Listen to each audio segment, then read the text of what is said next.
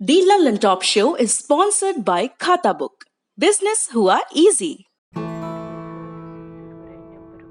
भगवान इनकी मन्नतें सुनते रहे, क्योंकि छेड़ा जी की मिनी मार्ट चलती रही। लॉकडाउन में जिंदगी चली, क्योंकि लोकल दुकानें चली। खाता बुक की ओर से इन सभी लोकल दुकानदारों को दिल से सलाम।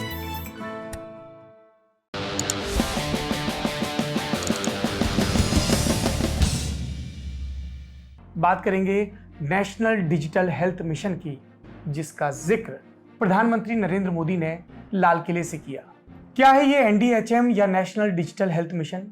हम जब भी किसी डॉक्टर के पास जाते हैं तो डॉक्टर साहब पूछते हैं क्या इलाज चल रहा है, कोई बीमारी पहले तो नहीं थी, पहले कभी टेस्ट हुए, अगर हुए तो उनके कागज दिखाओ, रिपोर्टें दिखाओ। और हम भी अपने पॉलीथीन से बैग से निकाल के पर्चों के पुलिंदे खंगालते रहते हैं। कभी कभी कोई डॉक्यूमेंट मिलता है, कभी नहीं मिलता। डॉक्टर साहब फिर से टेस्ट लिख देते हैं। कुल मिलाकर बीमार की परेशानी, तीमारदारों की परेशानी और बढ़ जाती है। ऐसे में ख्वाहिश होती है कि कितना अच्छा हो कि कोई हमारी दवा दारू के सारे पर्चे सहेज ले और जरूरत पड़ने पर दे दे। ऐसी ही कुछ मुश्किलें आसान करना चाहता है नेशनल डिजिटल हेल्थ मिशन। इस मिशन में एक हेल्थ आईडी बनाने का प्लान है। इस आईडी में आपकी हेल्थ को लेकर सारी जानकारी स्टोर रहेगी, मतलब मरीज की पूरी हेल्थ कुंडली तैयार की जाएगी। प्रधानमंत्री मोदी ने अपने भाषण में कहा कि आपकी हर चिकित्सा जांच, हर बीमारी, आपको किस डॉक्टर ने कब कौन सी दवा दी और क्या रिपोर्ट्स थी, ये सारी जानकारी इस एक स्वास्थ्य पहचान पत्र में स्टोर रहेंगी। इस हेल्थ आईडी को बनवाने के लिए इंसान को अपनी बेसिक जानकारी जैसे नाम, पता, उम्र, इसके अलावा मोबाइल नंबर और आधार कार्ड का नंबर बताना होगा। इन सबको मिलाकर एक यूनिक हेल्थ आईडी जनरेट की जाएगी, यानी बनाई जाएगी। इस यूनिक आईडी के जरिए ही वो शख्स अपने स्वास्थ्य से जुड़ी हर जानकारी अपलोड कर सकेगा। अब जानिए कि काम कैसे करेगा। हेल्थ आईडी के लिए रजिस्टर करने वाले को एक यूनिक आईडी कार्ड यानी पहचान पत्र मिलेगा। ये आधार जैसा ही होगा। इसके जरिए किसी भी मरीज की निजी मेडिकल हिस्ट्री पता चल सकेगी। यानी अगर आप देश के किसी भी कोने में इलाज के लिए जाएंगे और आपको कोई जांच रिपोर्ट या पर्ची ले जाना भूल गए या नहीं भी ले गए तो कोई ज़रूरत नहीं है, क्योंकि सारी जानकारी आपके हेल्थ कार्ड में मौजूद होगी। डॉक्टर आपकी आईडी से ये जान सकेंगे कि आपको पहले कौन सी बीमारी रही, क्या इलाज हुआ और आपकी पिछली रिपोर्ट्स में क्या आया। सारा डेटा एक सेंट्रल सर्वर में रखा जाएगा। इसमें सिर्फ मरीज ही नहीं, इलाज करने वाले और दूसरे पक्षों को भी जोड़ा जाएगा।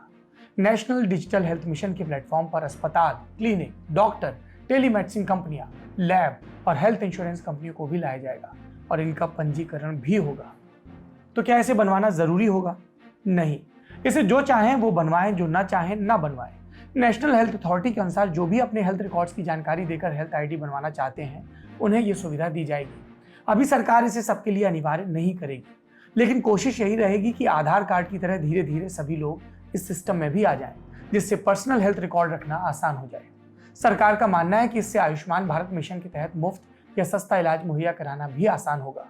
सरकार का कहना है कि जो लोग इसमें रजिस्टर नहीं कराएंगे, उन्हें भी सभी सुविधाएं पहले की तरह मिलती रहेंगी। ये योजना बस सुविधाओं को ज्यादा व्यवस्थित करने का एक प्रयास भर है। क्या ऐसा करने वाला भारत अकेला देश है? नहीं, भारत से पहले ऐसी एक योजना 2005 में ब्रिटेन ने शुरू की थी। इसे वहां पर नेशनल हेल्थ सर्विस ने शुरू किया था। 2010 तक पूरा करने का टारगेट था। लोगों ने अपनी हेल्थ आईडी बनवाई और हॉस्पिटल ने इसे अपने डेटाबेस में शामिल भी किया, लेकिन मामला बीच में ठप हो गया। ये प्रोग्राम ब्रिटेन की सरकार को इतना महंगा पड़ा कि बंद करे जाते वक्त इस पर 12 बिलियन पाउंड यानी लगभग 11,000 करोड़ रुपए खर्च हो चुके थे। इसे दुनिया का सबसे महंगा आईटी फेल्योर प्रोजेक्ट कहा गया। ब्रिटिश अखबार द इंडिपेंडेंट के मुताबिक इस योजना में किए गए बार बार के बदलाव और सप्लायर के बीच में आए टकराव के चलते प्रोजेक्ट बरसों पिछड़ गया और यही इसके फेल होने की सबसे बड़ी वजह बनी। जहां तक बात अपने नेशनल डिजिटल हेल्थ मिशन की है, तो इसकी कल्पना नेशनल हेल्थ पॉलिसी 2017 में की गई थी। इसे 2020 में साकार करने का बीड़ा उठाया जा रहा है। जानकारों का मानना है कि दूरदराज के लोगों तक इस मिशन को ले जाना चुनौती भरा काम है। साथ ही डेटा को सुरक्षित रखना एक बड़ा चैलेंज है। इस मिशन के बारे में हमने कुछ एक्सपर्ट से भी बात की।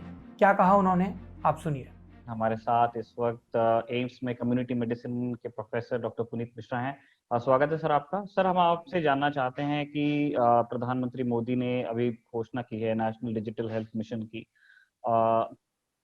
ये घोषणा जिस पूरे इंतजाम के बारे में बात करती है, ये क्यों जरूरी है और इसकी क्या यूटिलिटी होगी हमारे यहाँ जो एग्जिस्टिंग हमारा हेल्थ इंफ्रास्ट्रक्चर है उसमें कहाँ जाके फिट होगा? मुझे लग रहा है कि ये एक बहुत ही महत्वपूर्ण घोषणा हमारे प्रधानमंत्री जी ने की है, क्योंकि आप देखिए इस समय पूरी दुनिया में हम लोग सारी चीज़ों में डिजिटल क्रांति की तरफ जा रहे हैं। और ये जो एक घोषणा हुई है, ये मुझे लगता है कि पहले ही होनी चाहिए थी, लेकिन चलिए अभी भी हम काफ़ी देर नहीं हुई है, और ये एक शायद रिवॉल्यूशन सिद्ध होने वाला है मेडिकल हेल्थ में। अब मैं एक इसको जरा जो साधारण आदमी समझ सकता है, देखिए बहुत बड़ी बड़ी बातें हो सकती है, लेकिन साधारण आदमी के लिए इसमें क्या सुविधा हो सकती है और क्या जी। समस्याएं आ सकती हैं, उसके बारे में थोड़ा सा मैं बताना चाहूंगा। देखिए एक सबसे बड़ी चीज है कि जब भी आप किसी डॉक्टर के पास जाते हैं तो आप अपनी बीमारी बताते हैं, आप कई बार अपने पर्चे ले जाना भूल जाते हैं, या आपसे पुराने पर्चे मांगे जाते हैं तो आप कहते हैं कि साहब हमें नहीं मालूम है, मुझे डॉक्टर ने दी थी एक सफेद गोली थी, एक ऐसी गोली थी और मैंने वो खाई और मुझे आराम आई या नहीं आई, या मेरी पिछली जांच हुई थी उसके पर्चे खो गए, मुझे नहीं मालूम है मेरे आज से 2 साल पहले मेरा ब्लड लेवल क्या था शुगर का, या मेरे ईसीजी क्या था।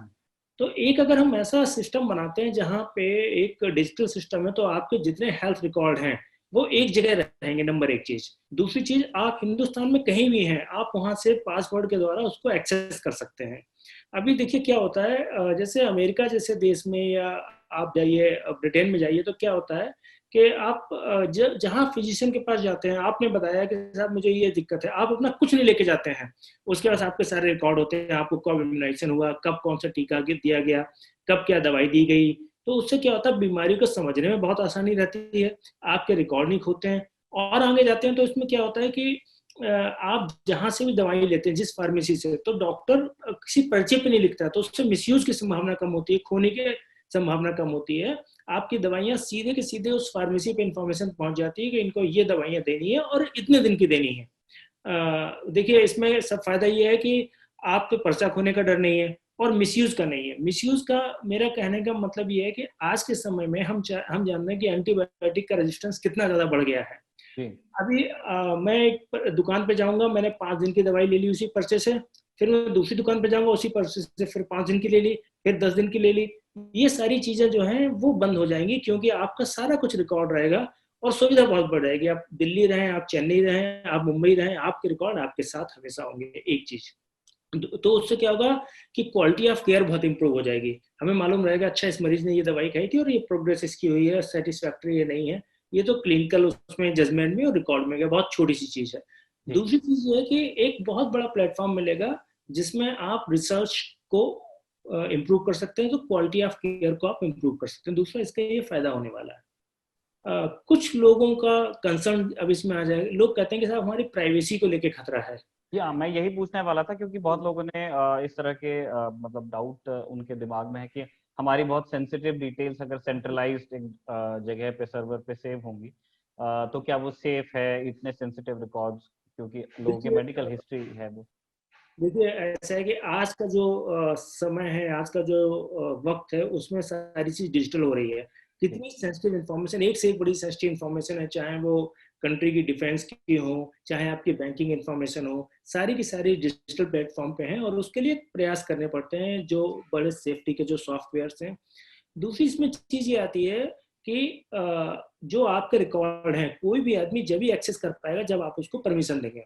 इसको मैं समझाता हूँ। जैसे अमेरिका में एक कानून लागू है, हिप्पा करके बोलते हैं उसको, तो उससे आपकी इंफॉर्मेशन किसी दूसरे को, मैं अगर डॉक्टर हूँ, आप मुझे दिखाते हैं तो आपकी इंफॉर्मेशन मेरे पास रहेगी, और कल को आप किसी दूसरे डॉक्टर के पास जाते हैं तो जब तक आप मुझे परमिशन नहीं देंगे तब तक मैं वो इन्फॉर्मेशन दूसरे डॉक्टर को रिलीज नहीं करूंगा। तो इस तरीके के कई सारे सेफ्टी के उसमें लेवल्स होते हैं और चेक्स होते हैं।